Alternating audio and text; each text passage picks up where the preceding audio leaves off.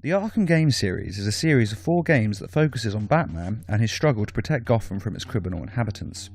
Sadly, a 5th game is yet to be announced, though hopefully more games will be made in the future, as this is one of the best game series ever made, and I would say undoubtedly the best superhero game series ever made, though the Injustice games do give them a run for their money.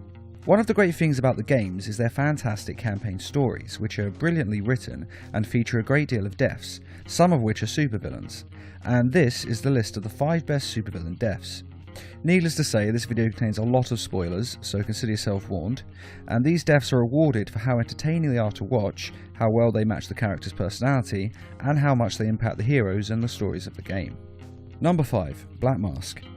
In the game Batman Arkham Knight, the player can download the Red Hood pack, which, as the name suggests, lets the player play as Jason Todd in his Red Hood persona. Much like the movie, Batman Under the Red Hood, the game sees Jason Todd go after Black Mask, hunting him down for a reason that's never really made clear, other than he's a criminal and the Red Hood is just intent on taking him down. He fights his henchmen to get information on the crime boss, with great moments such as this. You ain't gonna kill me! You ain't gonna kill me! Do I look like Batman to you? Rethink your answer before I fill you up with lead. Downtown, his office. But you ain't gonna get him. He knows you're coming, freak! Good. Then he finally comes face to face with Black Mask. Well, kind of face to face, since they're both wearing masks. Black Mask tries to deal for his life, but Jason Todd only wants one thing from him. Guns, weapons, whatever you want. Please, I'll take a plane, leave Gotham, never show my face again. Anywhere you want, I'll go anywhere. How about you go to hell? Say hi to Joker for me. It's a pretty great moment in the game. The Red Hood has always been one of the more interesting members of the Bat family, and this is a very entertaining, if a little cliched, death scene. Number 4. Talia al Ghul. Next we have Talia al Ghul in Batman Arkham City. Talia al Ghul is the daughter of Ra's al Ghul and is one of the greatest loves of Bruce Wayne's life, and of course is the mother of Batman's son, Damian Wayne, and in the Injustice universe, mother of his daughter, Afanasia al Ghul. Talia features in the Arkham City game, and though some might say that she isn't a villain, as she does help Batman from time to time, she still does plenty of evil things, and she's certainly not a hero. She is in Gotham City with the League of Shadows, and is captured by the Joker, or rather she makes a deal to save Batman's life that sees her captured by the Joker. Free Batman, and we will give you the secret of immortality. Don't do it, Talia. He'll be unstoppable. What? You mean she's telling the truth? Immortal? Do we have a deal? No! Oh, shut up! Her death comes after she escapes the Joker's grip and stabs her sword through his chest, ending his reign of terror. Talia, no!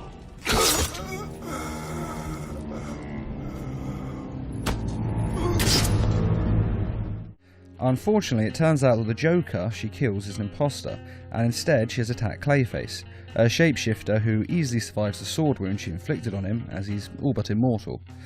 After she thinks she has won, and the Joker is dead, she is shot in the back by the real Joker, who has been watching the scene from the shadows. The wound is fatal, and she dies in seconds. Talia! Oh! I'm sorry, beloved. I didn't know. This scene demonstrates very well the reason why no one ever kills the Joker, because it's bloody difficult to do. This death scene was a shattering moment for Batman, as next to Selina Kyle, Talia was the greatest love of his life. A better world. And it's not an easy death for him to shake, as it affects him for months to come after. I'm in. Any news, Barb? No. He's been gone 2 days. I'm worried. You know what he's been like since... I'll find out. I'd say that this is not only the best death scene Talia al Ghul has ever had, but the best and most accurate version of Talia al Ghul there is in media, in terms of sticking to the source material. Now of course, Talia's father is Ra's al Ghul, who has several Lazarus pits that can resurrect the dead, so you may think that Talia could just be placed in one of these pits and brought back to life. In fact, there is actually a pit a few floors down from where Talia dies. Unfortunately, Batman destroys the pit to stop the Joker from using it.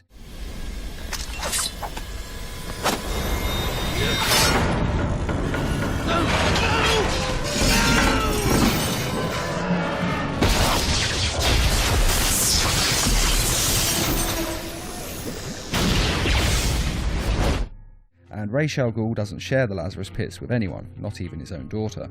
Though of course it is possible that she could later be resurrected by a Lazarus Pit if more of the Arkham games are ever made. Number 3. Poison Ivy. The death of Poison Ivy in the game Batman Arkham Knight was quite unexpected.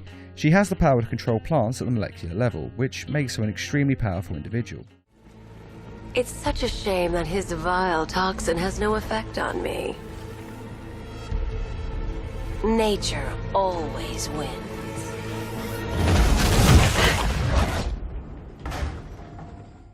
Unlike most villains, she isn't just out for herself, but instead she only wants to protect the plants of the world, and she has no problem killing humans to achieve this goal, as she considers human life as secondary and doesn't mind killing them to save plants.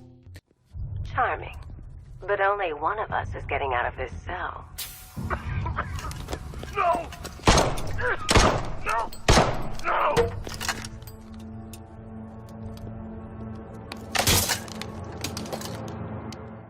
Which makes her death all the more confusing, as her final act saves Gotham and the humans inside the city. She sacrifices herself to remove the fear toxin from Gotham City.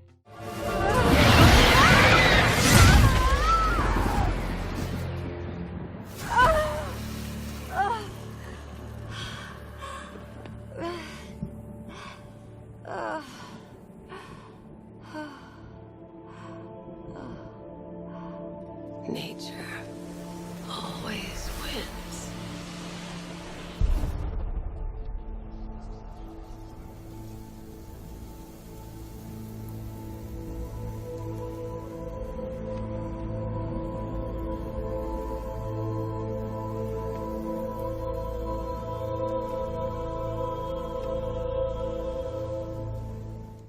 Now admittedly, when Batman first asks Poison Ivy for help, she does say, And I should trust you. Why?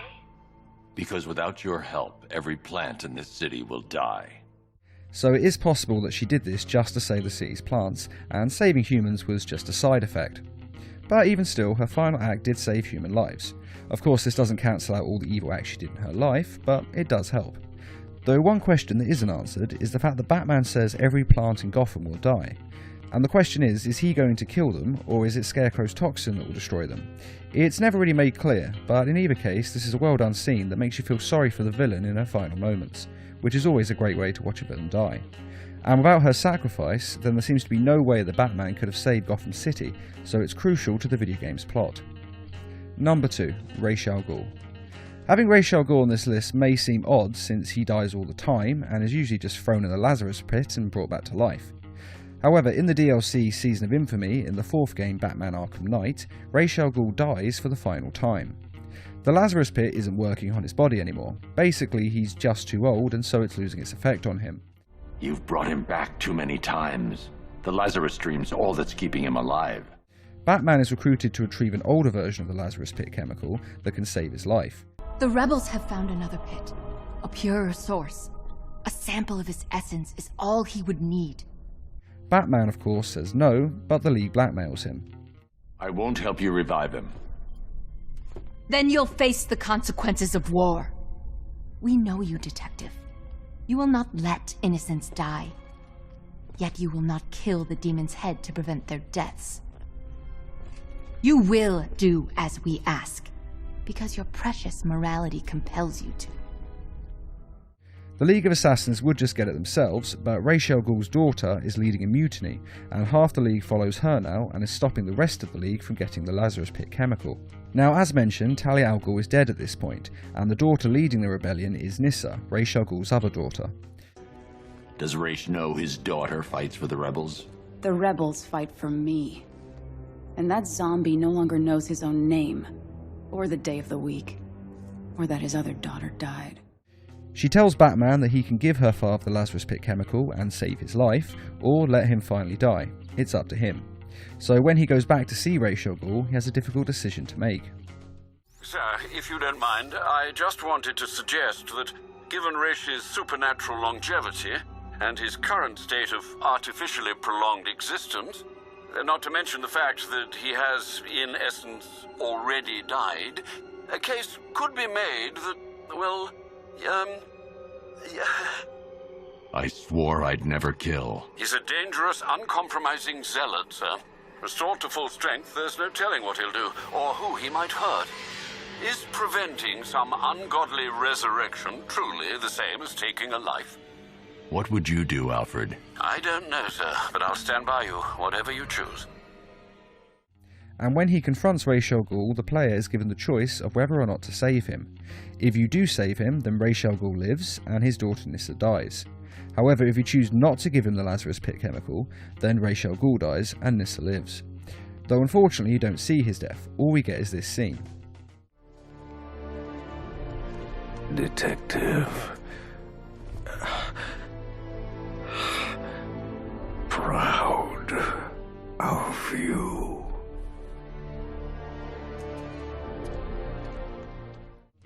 Even still, it's a powerful moment, as it shows that Batman has made a decision that he knows will lead to Ra's al Ghul's death. Now, some might say that this is the same as murder, and some might say that not saving someone doesn't count as murder.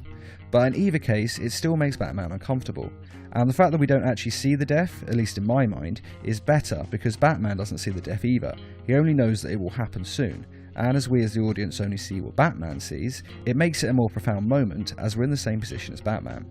And the fact that the player gets to decide whether or not he dies, which incidentally is the only death in the series the player can control, almost made this death make the top spot on this list. But it was just beaten by, number 1, the Joker.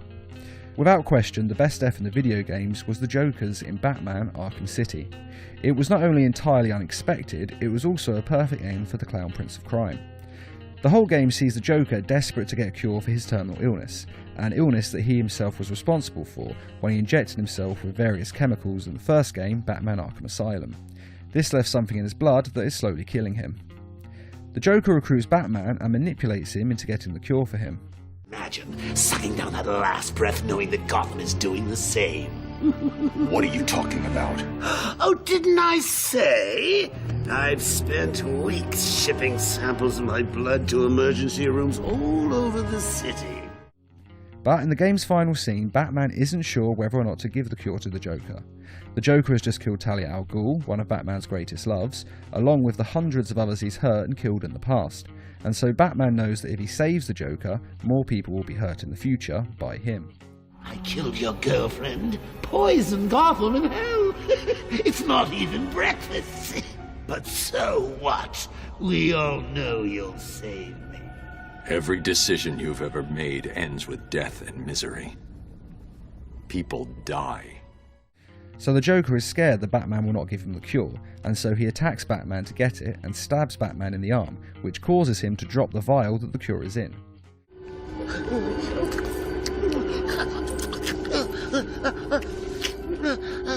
Are you happy now? Thus the Joker is responsible for his own death, and it's a beautiful ending for the Joker, and has this great moment. Do you want to know something funny? Even after everything you've done, I would have saved you.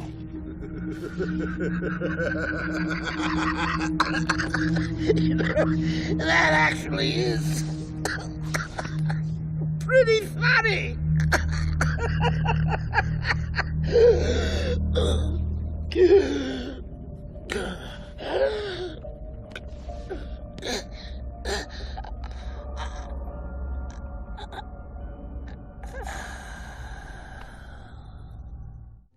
This death is ironic and sees the Joker as the very architect of his own destruction, and it's quite frankly brilliant. It's a perfect end for the Joker, not to mention it's completely out of the blue.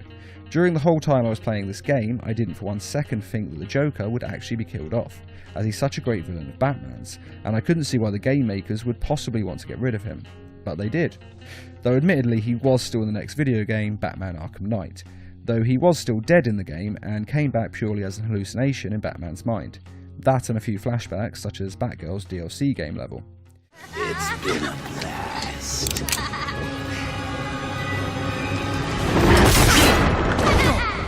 The next one's for you, kiddo. Run,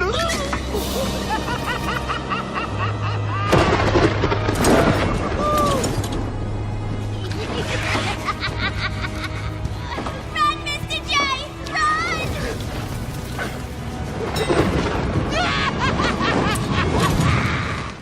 But even still, this was a beautiful moment, though in the Arkham Knight game it is revealed that Batman had actually been planning to not give Joker the cure and to let the Joker die. Newsflash! You killed me! I was there, remember? You destroyed my cure right in front of me. Watched me choke on my last laugh. And then, after killing me, you said you would have shared. You couldn't admit I'd won, could you? Not even as a parting gift.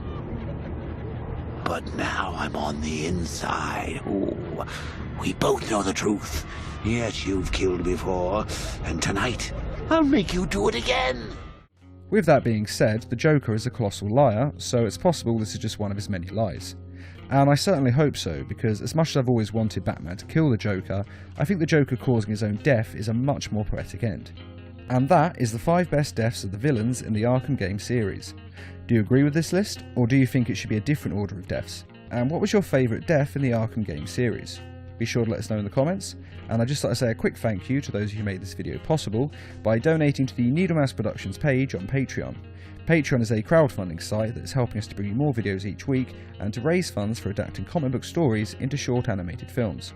If you're interested in donating or just want to find out more, a link is in this video's description. And as always, thanks for watching, and feel free to subscribe, share, like, and comment. Ah!